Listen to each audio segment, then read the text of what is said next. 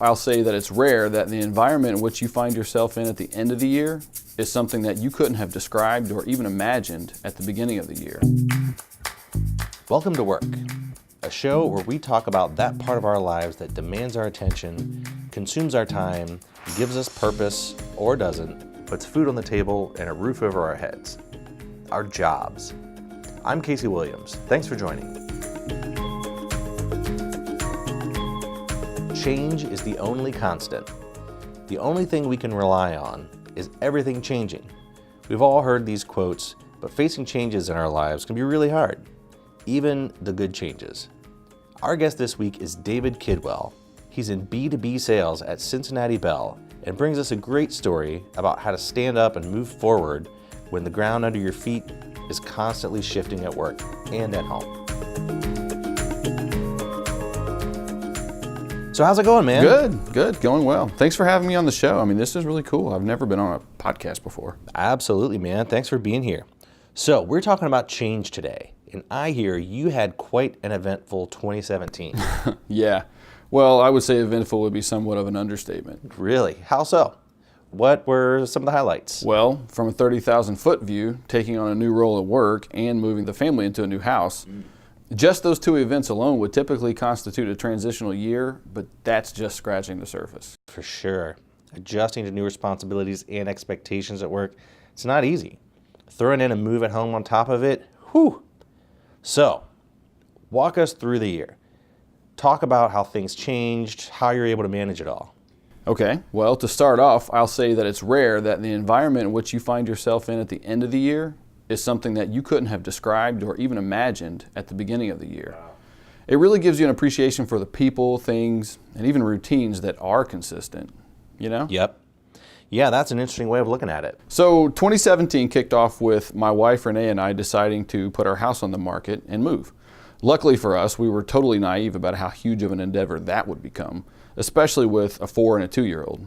But we'd been considering it for a couple of years, and it just felt like it was time. So you guys began the process of house cleaning, both financially and the actual house. Exactly. So free time on evenings and weekends became a thing of the past, really still is to some degree. And that's difficult when you're trying to be present for your kids, you know? Yep. That's the balance you try to strike between providing a stable, positive environment and spending enough time with them, but also focusing on the work that needs to be done to provide all of that for the kids. I mean, this parenting thing is no joke. It's tough. Yeah, for sure. So what about at work? Well, that's where things get really interesting, but that's why we're here, right? Isn't this podcast called Work? Yes, it is true.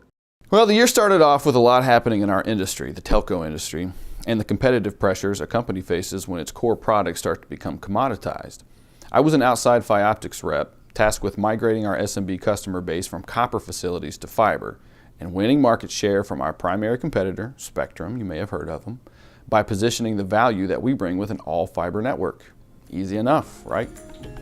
In the first quarter of 2017, Time Warner Cable merged with Charter Communications to become the company we now know as Spectrum.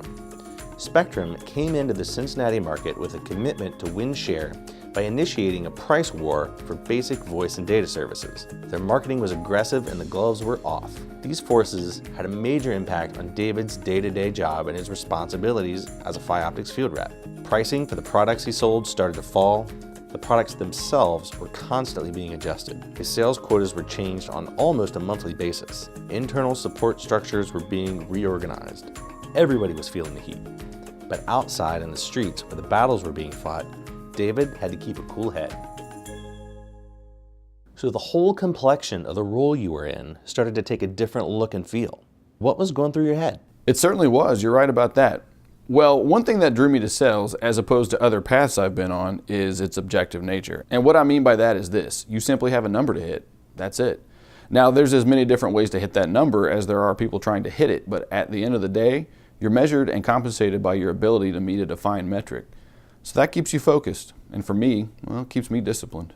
What about the people around you? Look, no one is perfect and no company is perfect, but if you believe in the goals the team is trying to achieve together and committed to the strategy, managing change becomes much more tolerable. And does it help to keep a positive outlook on things? Man, staying positive is what it's all about. What's the saying? If you can't change your circumstances, change how you look at it, or something like that.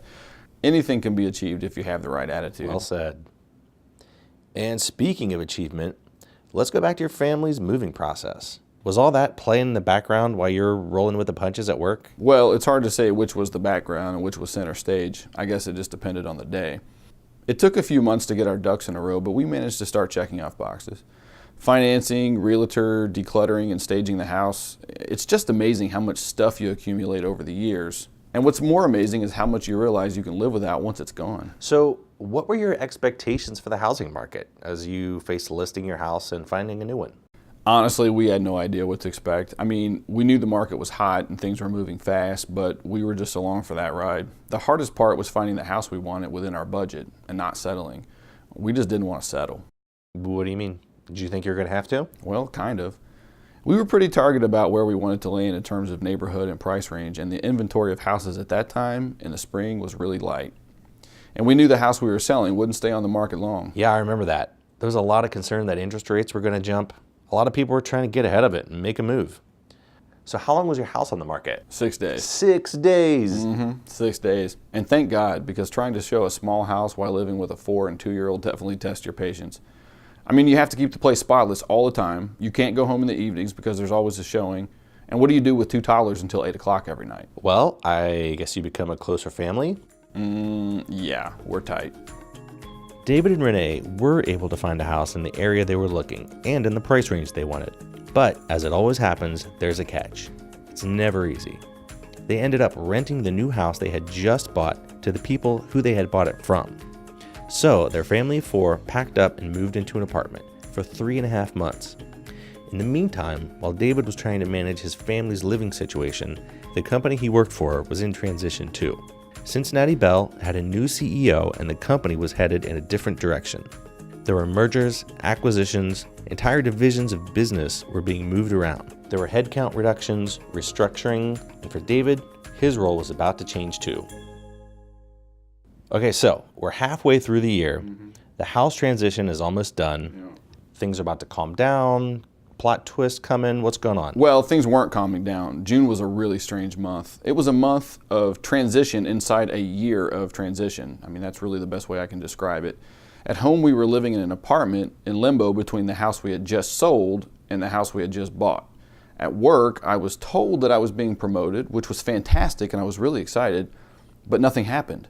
So again, I was in limbo, stuck between a role I thought I was leaving and a role I had yet to start. That can make it really difficult to know how to approach your job from day to day. Wow, that had to be confusing. So how did you approach it? Well, you can really only have one position at a time. I mean, even though it felt like I was straddling the line between 2. Officially, I really only had one job, and that was to build our customer base in the areas where we laid fiber in the ground. Pretty simple. Okay, that does keep it pretty simple. But I'm sure you had to be anticipating your next move, right? I was, no doubt. I mean, it's hard not to. Who doesn't want to get a promotion at work, right? I mean, it's a source of pride and accomplishment. But the suspense was over the first week of July. I did end up getting promoted to an account manager position in the commercial growth space. New manager, new team, new customers, new products. It was certainly unfamiliar territory, and I knew there was going to be a learning curve. So I was just anxious to get started. Okay, so take me through the first few weeks of the new job. What's your strategy for managing the transition? How did you handle the adjustment? I mean, I didn't really have a strategy, and in terms of handling the adjustment, I knew it was going to be a big change. So I just tried to take it one day at a time, with the understanding that I was going to have to rely on the experience of the people around me to show me the ropes. So it sounds like you're handling things pretty smoothly. Were there any curveballs, gotchas, forks in the road? Yeah, there were. Sometimes in sales, we like to call it reframing the conversation. Within 2 weeks of taking the position, I lost my customer business manager, CBM, the person who handles all of the accounts from a more administrative level, and our team's sales engineer, the person tasked with understanding the complex technical needs of our customer solutions. These 2 people are critical to an account manager's success, and especially one who's brand new. So in a way, honestly, I kind of felt like I was on my own, that I was going to have to figure this out all by myself. Man, I felt like I was in the Hunger Games. Things just kept getting harder. It wasn't the Hunger Games, but it was a difficult situation to be in, and it certainly made the learning curve steeper. But David was able to persevere. A new CBM was eventually added to the team, but the sales engineer situation continued to be a challenge. Summer turned into fall as he started to get more comfortable at the commercial sales level.